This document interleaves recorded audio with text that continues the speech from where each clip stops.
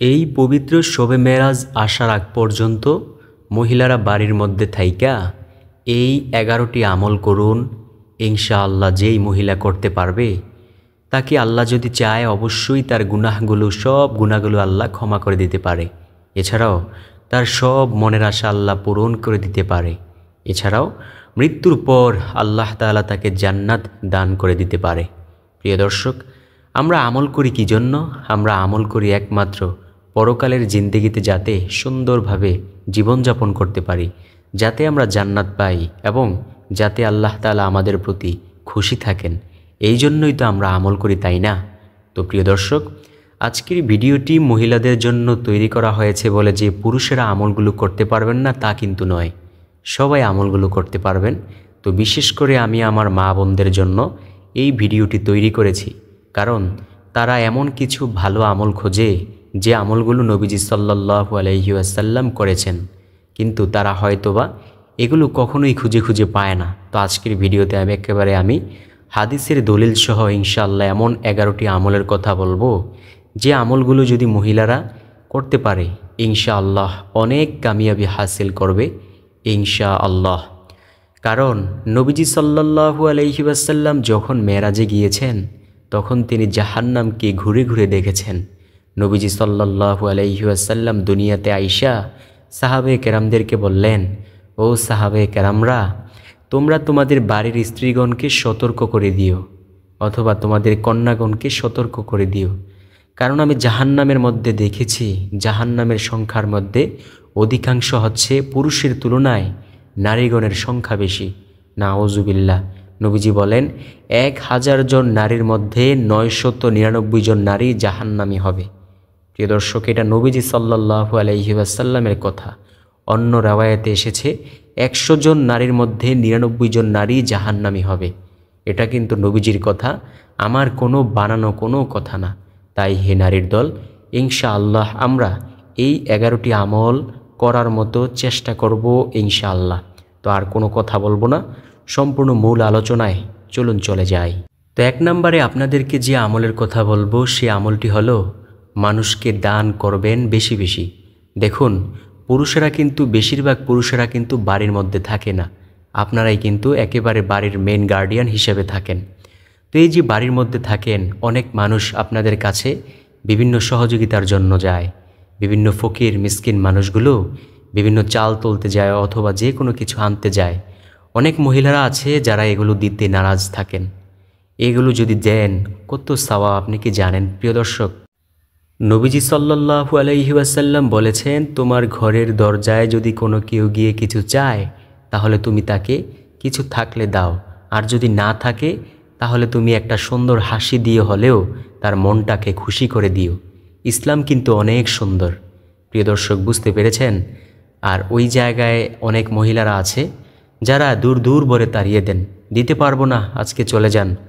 আপনার ঘরে যতটুকু আছে দেন না, যদি না থাকে তাহলে তার সাথে একটু ভালো ব্যবহার করেন, দেখবেন আল্লাহ খুশি হয়ে যাবে। কারণ কোন দিনের আমল আল্লাহ কবুল করে নেয় এটা কেউ বলতে পারে না। এই মানুষকে দান করা, মানুষকে খাওয়ানো যে কত সওয়াব। দেখুন, একটি ঘটনা বলে আপনাদেরকে একটু শোনাই। ইব্রাহিম আলাইহিস সালাম সব সময় তিনি মেহমান ছাড়া খানা খাইতেন না। ইব্রাহিম আলাইহিস সালাম মেহমান ছাড়া খানা খাইতেন না। তো একদিন তিনি মেহমানের খোঁজে বইসা রইছেন, যতক্ষণ পর্যন্ত মেহমান না পাবেন ততক্ষণ তিনি খানা খাবেন না। তো একজন মেহমান পাইলেন, একজন পথিককে পাইলেন। সেই পথিককে বললেন, আসুন আজকে আপনি আমার দস্তারখানায় খানা খাইবেন। ওই পথিক বসলো। তো ইব্রাহিম আলাইহিস সালাম খানা খাওয়া শুরু করবেন। এমন সময় ইব্রাহিম আলাইহিস সালাম জানতে পারলেন, কথাবার্তার মাধ্যমে জানতে পারলেন যে ওই পথিক একজন মূর্তি পূজক, শিরক করে, কুফর করে।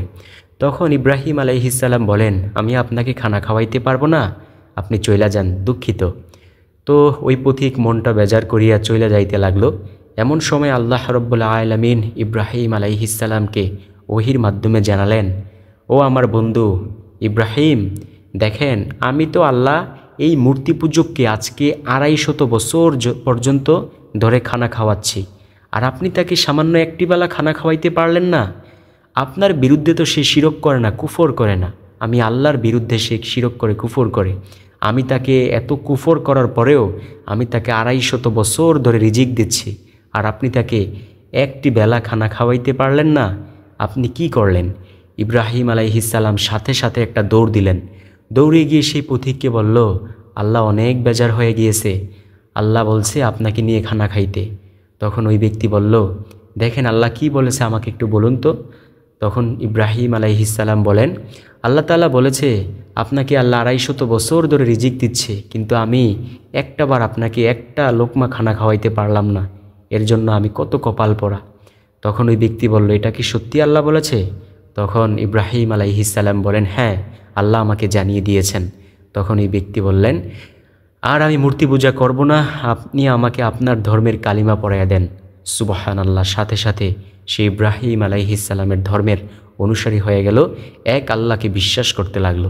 আল্লাহু আকবার। দেখুন, একজন বিধর্মী মূর্তি পূজককে যদি আল্লাহ এতটা ভালোবাসেন, তাহলে আমরা মুসলমানদেরকে কতটুকু বেশি আল্লাহ ভালোবাসেন? ওই মুসলমানদের মধ্যে আখিরি নবীর উম্মতকে আল্লাহ কত বেশি ভালোবাসেন। তো বুঝতে পেরেছেন, একজন মানুষের সাথে খাওয়ানো ও একজন মানুষকে, ফকির মিসকিনকে কিছু দান করা কতটা ফজিলতের বিষয়। বুঝতে পেরেছেন প্রিয় দর্শক? তাই আমরা এই যারা মহিলারা রয়েছে, মা বোনেরা অবশ্যই শিখে নেবেন, ইনশাআল্লাহ বেশি বেশি দান করার চেষ্টা করব। পুরুষেরা করবেন না, পুরুষেরা আরও বেশি বেশি করবো ইনশাআল্লাহ। কারণ পুরুষেরা তো টাকা রোজগার করে, কয়জন মহিলাই আছে টাকা রোজগার করে? বেশিরভাগ সব পুরুষেরাই তো টাকা রোজগার করে। তো ইনশাআল্লাহ আমরাও বেশি বেশি দান করার মতো চেষ্টা করব। দ্বিতীয় নাম্বার যে আমলটি করতে পারেন, তা হলো কোনো এতিমকে যদি কাছে পান, তাকে ডাইকে আনবেন, একটু তাকে সুন্দরভাবে আদর যত্ন করবেন এবং তার এই মাথার মধ্যে একটু হাত বুলিয়ে দিবেন। নবীজি সাল্লাল্লাহু আলাইহি ওয়াসাল্লাম একজন এতিমকে কাছে পাইলেন, নবীজি ওই এতিমকে কাছে টাইনা এই মাথার মধ্যে একটু হাত বুলিয়ে দিলেন। নবীজি সাল্লাল্লাহু আলাইহি ওয়াসাল্লাম সাহাবে কেরামদেরকে বললেন, ও সাহাবে কেরাম শোনো, তোমরা আমার সারা পৃথিবীর আনেওয়ালা উম্মতদেরকে জানাইয়া দিও, ওই উম্মতেরা যদি কোনো এতিমকে কাছে পায়, ওই এতিমের মাথায় যেন একটু হাতটা বুলিয়ে দেয়। সাহাবে কেরাম প্রশ্ন করলেন, ইয়া রাসূলুল্লাহ সাল্লাল্লাহু আলাইহি ওয়াসাল্লাম, এতে তার কি ফায়দা হবে? নবীজি সাল্লাল্লাহু আলাইহি ওয়াসাল্লাম বলেন, কোনো ব্যক্তি যদি এতিমকে কাছে পায়, এতিমের মাথায় একটু হাত বুলায়, ওই হাতের নিচে যতগুলো চুল ছিল, ওই চুল পরিমাণ সওয়াব রব্বুল আলামিন তাকে দান করবেন। সুবহানাল্লাহ, আল্লাহু আকবার। আর এতিমের সম্পদ আত্মসাৎ করা তো বহু গুনাহের ব্যাপার। তো আজকের ভিডিও থেকে আমরা কি শিখলাম? যে এতিমের মাথায় ইনশাআল্লাহ আমরা হাত বুলিয়ে এই সওয়াবের ভাগিদার হয়ে যাব ইনশাআল্লাহ। তো তৃতীয় নাম্বার আমল কি করতে পারেন? এই সূরাতুল ইখলাস 3 বার পাঠ করতে পারেন। নবীজি সাল্লাল্লাহু আলাইহি ওয়াসাল্লাম বলেন, যে ব্যক্তি সূরাতুল ইখলাস 3 বার পাঠ করবে, রব্বুল আলামিন সম্পূর্ণ কুরআনুল কারীম খতম করার সমপরিমাণ সওয়াব দিয়ে দিবে। সুবহানাল্লাহ। প্রিয় দর্শক, নবীজি বলেন, যে ব্যক্তি সূরাতুল ইখলাস একবার পাঠ করলো, আল্লাহ তাকে 10 পারা কোরআন খতম করার সমান সওয়াব দিল। যে ব্যক্তি 2 বার পাঠ করলো, আল্লাহ তাকে 20 পারা কোরআনুল কারীম খতম করার সমান সওয়াব দিল। যে ব্যক্তি 3 বার পাঠ করলো, আল্লাহ রব্বুল আলামিন তাকে সম্পূর্ণ কোরআন খতম করার সমান সওয়াব দিল। সুবহানাল্লাহ, আল্লাহু আকবার। তাই প্রিয় মা ও বোনেরা অথবা ভাই বাবারা, ইনশাআল্লাহ যখনই সুযোগ পাবো এই সূরাতুল ইখলাস 3 বার পাঠ করার চেষ্টা করব ইনশাআল্লাহ। আল্লাহ জানেন, যেই পৃথিবীতে আমার কিছু বান্দাবান্দিরা থাকবে যারা সূরাতুল ইখলাস পাঠের মাধ্যমে এই কোরআনুল কারীম খতমের সমান সওয়াব পাবে, যারা কোরআনুল কারীম পড়তে জানবে না। আচ্ছা, তাই বলে কি আপনি এই সূরাতুল ইখলাস সবসময় পাঠের মধ্যে সীমাবদ্ধ থাকবেন? কোরআনুল কারীম শিখবেন না? কোরআনুল কারীম শিখতে হবে, এটা ফরজ আপনার জন্য, প্রতিটি মুমিন মুসলমানের জন্য। দ্বীনের জ্ঞান অর্জন করা ফরজ, কোরআনুল কারীম শিক্ষা করা ফরজ, এটা আপনাকে শিখতেই হবে। আর এছাড়াও আপনি ওইভাবে পড়ে এই সওয়াবের ভাগিদার হতে পারবেন ইনশাআল্লাহ। নবীজি সাল্লাল্লাহু আলাইহি ওয়াসাল্লাম বলেন, যে ব্যক্তি সূরাতুল ইখলাসকে ভালোবাসলো, রব্বুল আলামিন তাকে ভালোবাসে। আল্লাহু আকবার। চতুর্থ নাম্বার আমল কি করতে পারেন? মহিলারা যখন ঘরে প্রবেশ করবেন নামাজের উদ্দেশ্যে, এই অজু করে যাইয়া সাথে সাথে 2 রাকাত তাহিয়াতুল ওজু সালাত আদায় করবেন। অথবা পুরুষেরা যখন মসজিদে আসবেন, অজু করে আসবেন এবং অজু করে আইসা 2 রাকাত তাহিয়াতুল ওজু সালাত আদায় করবেন। এটার যে কত ফজিলত, একটা হাদিস বলে আপনাদেরকে শোনাই। নবীজি সাল্লাল্লাহু আলাইহি ওয়াসাল্লাম মেরাজে গেলেন। নবীজি মেরাজে যাইয়া নবীজি জান্নাত ঘুরে ঘুরে দেখলেন, জান্নাতের মধ্যে কার যেন পায়ে হাঁটার আওয়াজ শুনতে পাইলেন। নবীজি জিব্রাইল আলাইহিসসালামকে জিজ্ঞেস করলেন, ও জিব্রাইল, জান্নাতের মধ্যে আমি ঘুরে ঘুরে দেখতে আসলাম, কিন্তু কি হাঁটে এভাবে ঠক ঠক করে? জিব্রাইল আলাইহিসসালাম বলেন, এটা হলো আপনার আদরের প্রিয় সাহাবী বেলাল রাদিয়াল্লাহু তাআলা আনহু। নবীজি আশ্চর্য হয়ে গেলেন, কি বেলাল? বেলাল কি এমন আমল করেছে যে আমলের কারণে তাকে আল্লাহ এমন মর্যাদার আসনে অধিষ্ঠিত করেছেন? নবীজি দুনিয়াতে এসে বেলাল রাদিয়াল্লাহু তাআলা আনহুকে জিজ্ঞেস করলেন, ও বেলাল, আমি তো এই মেরাজে গিয়েছি, মেরাজে যাইয়া জান্নাত ভ্রমণ করলাম, জান্নাতের মধ্যে আমি তোমার পায়ে হাঁটার আওয়াজ শুনতে পাইলাম। ও বেলাল, বলো তো কি এমন আমল করো যে আমলের কারণে আল্লাহ তোমাকে এমন মর্যাদার আসনে অধিষ্ঠিত করেছেন? তখন বেলাল রাদিয়াল্লাহু তাআলা আনহু বলেন, ও নবী, এমন কোনো আমল আমার নাই, তবে হ্যাঁ, একটি আমল আমি করি, যে আমলটি হলো তাহিয়াতুল ওযু সালাত আদায় করি। অর্থাৎ আমি যখনই অজু করে মসজিদে যাই, নামাজের উদ্দেশ্যে গিয়ে আমি 2 রাকাত তাহিয়াতুল ওযু সালাত আদায় করি। নবীজি বলেন, ও বেলাল, আল্লাহ এই আমলের কারণেই হয়তোবা তোমাকে এমন ফজিলত, এমন মর্যাদার আসনে অধিষ্ঠিত করেছেন। সুবহানাল্লাহ, আল্লাহু আকবার। তো বুঝতে পেরেছেন কতটা দামি একটি আমল। 5 নাম্বার আমল হলো বেশিরভাগ সময় পাঠ করতে থাকবেন, রদিতু বিল্লাহি রব্বা ওয়াবিল ইসলামি দীনা ওয়াবি মুহাম্মাদিন সাল্লাল্লাহু আলাইহি ওয়াসাল্লাম নাবিয়্যা ওয়া রাসূলা। অর্থাৎ নবীজি সাল্লাল্লাহু আলাইহি ওয়াসাল্লাম বলেন, যে ব্যক্তি বলবে রদিতু বিল্লাহি রব্বা, অর্থাৎ আমি আল্লাহ তাআলাকে রব হিসেবে, ওয়াবিল ইসলামি দীনা, ইসলামকে ধর্ম হিসেবে, ওয়াবি মুহাম্মাদিন সাল্লাল্লাহু আলাইহি ওয়াসাল্লাম নাবিয়্যা ওয়া রাসূলা, নবী মুহাম্মদ সাল্লাল্লাহু আলাইহি ওয়াসাল্লামকে নবী ও রাসূল হিসেবে পেয়ে সন্তুষ্ট, তার জন্য জান্নাত অবধারিত হয়ে যায়। সুবহানাল্লাহ, এই কথাটুকু যে বলবে তার এত মর্যাদা, আল্লাহু আকবার। তাই আমরাও বেশি বেশি পাঠ করার চেষ্টা করব, পুরুষ হই কিংবা নারী হই, যেই কেউই হই না কেন, সবার জন্য এগুলো পাঠ করতে হবে। 6 নম্বরে যে আমল, সে আমলটি হলো, দেখেন নারীর দল অথবা পুরুষের দল, আমরা কোথাও যাই না, এই হাঁটাচলা করি না, তখন আমরা দেখবেন অনেক সময় দেখতে পাই যে বিভিন্ন কাঁটা পড়ে রয়েছে, অথবা একটা গর্ত হয়ে গেছে কোনো জায়গায়, অথবা একটা লাঠি পড়ে রয়েছে, ইটের টুকরা পড়ে রয়েছে। এটার কারণে কি হয় জানেন? এই মানুষের চলাচলে কষ্ট হয়। আপনি যদি এই বুঝতে পারেন, এতটুকু বিশ্বাস নেন যে এটা মানুষের চলাচলে কষ্ট হবে, এই বিশ্বাস নিয়ে যদি আপনি এটা রাস্তা থেকে সরিয়ে দেন, একটা নিরাপদ জায়গায় রাখেন, যেইখানে রাখলে মানুষের চলাচলে আর কষ্ট হবে না, এটা রাখলে যে কত সওয়াব আপনি জানেন। নবীজি বলেন, আমি মেরাজে গেলাম, মেরাজে যাইয়া দেখি জান্নাতের মধ্যে একজন ব্যক্তি আনন্দে ঘুরে বেড়াচ্ছে। আমি জিব্রাইল আলাইহিসসালামকে জিজ্ঞেস করলাম, ও জিব্রাইল, এই ব্যক্তি কি এমন আমল করেছে যে আমলের কারণে আল্লাহ তাকে এমন মর্যাদা দিয়েছেন? জিব্রাইল আলাইহিসসালাম বলেন, এই ব্যক্তি দুনিয়ায় বেঁচে থাকা অবস্থায় রাস্তা দিয়ে হাঁটছিল, এমন সময় সে একটি খেজুরের ডাল রাস্তায় পড়ে থাকতে দেখেছিল, সেটা মানুষের চলাচলে কষ্ট হবে ভেবে এটা রাস্তা থেকে সরিয়ে দিয়েছিল, যার কারণে আল্লাহ রাব্বুল আলামিন অত্যন্ত খুশি হয়েছেন এবং তাকে জান্নাতের এই মর্যাদার আসনে অধিষ্ঠিত করেছেন। সুবহানাল্লাহ, আল্লাহু আকবার। প্রিয় দর্শক, ছোট্ট ছোট্ট আমলের অনেক দাম। নবীজি কি বলেন জানেন? নবীজি বলেন, ও দুনিয়ার মানুষ শোনো, উম্মতেরা, অল্প আমল করো, অল্প আমলই তোমার নাজাতের জন্য যথেষ্ট হয়ে যাবে। তবে ওই আমলের মধ্যে নিয়ত সহিশুদ্ধ হতে হবে। আমলগুলো একমাত্র আল্লাহ তাআলার সন্তুষ্টির জন্যই করতে হবে। যেই আমল মানুষকে দেখানোর জন্য করা হয়, ওগুলো হলো রিয়াও এক প্রকার কবিরা গুনাহ। এতে কোনো সওয়াব নাই, বরঞ্চ আপনার পেছনের আরও এই নেকগুলো ধ্বংস করে দেয় বিভিন্ন কবিরা গুনাহে। প্রিয় দর্শক, মানুষকে দেখানোর জন্য আমল নয়, আল্লাহকে দেখানোর জন্য যাতে আমাদের আমল হয়। 7 নম্বর যে আমল, সে আমল হলো বেশি বেশি সুবহানাল্লাহি ওয়া বিহামদিহি বলা। দেখুন নবীজি কি বলেন? নবীজি সাল্লাল্লাহু আলাইহি ওয়াসাল্লাম বলেন, যে ব্যক্তি সুবহানাল্লাহি ওয়া বিহামদিহি দৈনিক 100 বার পাঠ করবে, রব্বুল আলামিন তার গুনাহগুলো ক্ষমা করে দিবেন, যদিও তা সমুদ্রের ফেনারাশির সমপরিমাণ হয়। সুবহানাল্লাহ। নবীজি সাল্লাল্লাহু আলাইহি ওয়াসাল্লাম বলেন, ও দুনিয়ার মানুষ শোনো, কোনো ব্যক্তি যদি প্রতিদিন সুবহানাল্লাহি ওয়া বিহামদিহি 100 বার পাঠ করে, আল্লাহ রাব্বুল আলামিন তার আমলের দাম হাশরের মাঠে সবচেয়ে বেশি করবেন। সুবহানাল্লাহ। সাহাবায়ে কেরাম প্রশ্ন করলেন, ইয়া রাসূলুল্লাহ সাল্লাল্লাহু আলাইহি ওয়াসাল্লাম, অন্য কোনো ব্যক্তির আমলের দাম কি এর চেয়ে বেশি হবে না?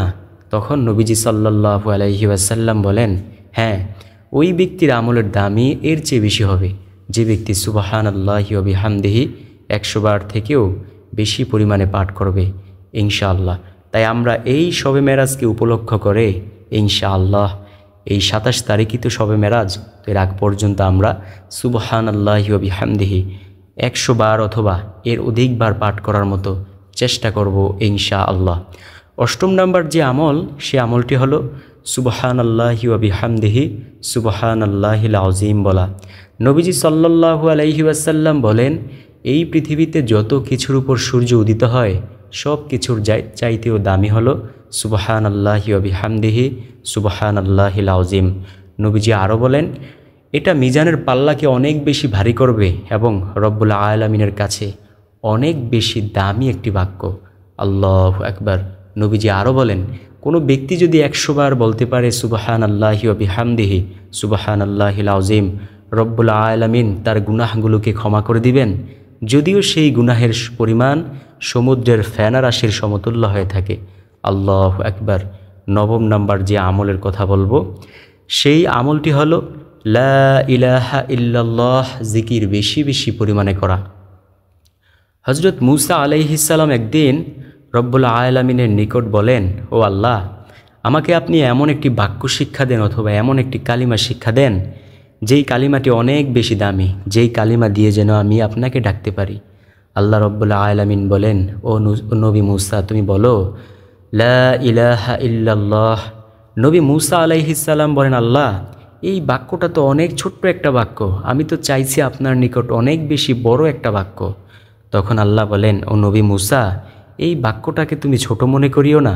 এই বাক্যের ওজন এত বেশি যে সমগ্র মহাজগতের সব কিছু যদি তুমি এক পালায় রেখে এই বাক্যটাকে আরেক পালায় রেখে ওজন দাও, তারপরেও এই বাক্যের ওজন সবচেয়ে বেশি হবে। সুবহানাল্লাহ। আল্লাহু আকবার। নবী মুহাম্মদ সাল্লাল্লাহু আলাইহি ওয়াসাল্লামকে হাশরের ময়দানে আল্লাহ তাআলা ডেকে বলবেন, ও বন্ধু মুহাম্মদ, আপনি আপনার ওই সমস্ত উম্মতদেরকে লইয়া জান্নাতে প্রবেশ করুন যে ব্যক্তি জীবনে একবার হলেও বলেছে লা ইলাহা ইল্লাল্লাহ এবং এর উপর ঈমান এনেছে, সর্বশেষ সে মৃত্যুবরণ করেছে। সুবহানাল্লাহ। আল্লাহু আকবার। নবীজি সাল্লাল্লাহু আলাইহি ওয়াসাল্লাম আরও বলেন, যার জীবনের শেষ কথা হবে লা ইলাহা ইল্লাল্লাহ, সে জান্নাতে যাবে। আল্লাহু আকবার। দুনিয়ার জমিনে যদি কোনো ব্যক্তি বসে লা ইলাহা ইল্লাল্লাহ এর আওয়াজ দেয়, এই কালিমাটুকু প্রবল গতিতে আরশের নিকট গিয়ে ধাক্কা লাগে। ওইখানে একটি নূরের খুঁটি রয়েছে, ওই খুঁটিটুকু জোরে জোরে কাঁপতে থাকে। আল্লাহ তখন বলতে থাকেন, ও খুঁটি, কেন তুমি কাঁপো? কি হয়েছে তোমার? খুঁটি বলতে থাকে, আল্লাহ, দুনিয়াতে আপনার একজন নগণ্য বান্দা অথবা বান্দি লা ইলাহা ইল্লাল্লাহ এর আওয়াজ দিয়েছে। সে বলেছে আপনি ছাড়া নাকি তার কোনো মাবুদ নেই। তখন আল্লাহ বলেন, ও খুঁটি, আমি শুনেছি, তুমি চুপ করো। খুঁটি বলতে থাকে, আল্লাহ, যতক্ষণ পর্যন্ত আপনি তাকে ক্ষমা না করবেন ততক্ষণ পর্যন্ত আমি কাঁপা থামব না। তখন আল্লাহ বলেন, যাও খুঁটি, আমি আমার সেই বান্দা অথবা বান্দিটাকে ক্ষমা করে রহমতের কোলে তুলে নিলাম। সুবহানাল্লাহ। আল্লাহু আকবার। তাই বেশি বেশি পরিমাণে লা ইলাহা ইল্লাল্লাহ এর জিকির করার মতো অভ্যাস করিব ইনশাআল্লাহ। 10ম নাম্বার যে আমল, সে আমল হলো বেশি বেশি পরিমাণে পাঠ করব লা হাওলা ওয়ালা কুওয়াতা ইল্লা বিল্লাহ। নবীজি সাল্লাল্লাহু আলাইহি ওয়াসাল্লাম সাহাবায়ে কেরামদেরকে বললেন, তোমরা কি জান্নাতের গুপ্তধনের সন্ধান পেতে চাও? সাহাবায়ে কেরাম বলল, হ্যাঁ ইয়া রাসূলুল্লাহ সাল্লাল্লাহু আলাইহি ওয়াসাল্লাম, বলুন কোন সেই জান্নাতের গুপ্তধন? নবীজি সাল্লাল্লাহু আলাইহি ওয়াসাল্লাম বলেন, যে ব্যক্তি লা হাওলা ওয়ালা কুওয়াতা ইল্লা বিল্লাহ বেশি বেশি পরিমাণে পাঠ করবে, সে জান্নাতের গুপ্তধনের সন্ধান পাইয়া যাইবে ইনশাআল্লাহ। 11 নাম্বার সর্বশেষ নাম্বার যে আমল, সে আমলটি হলো সুবহান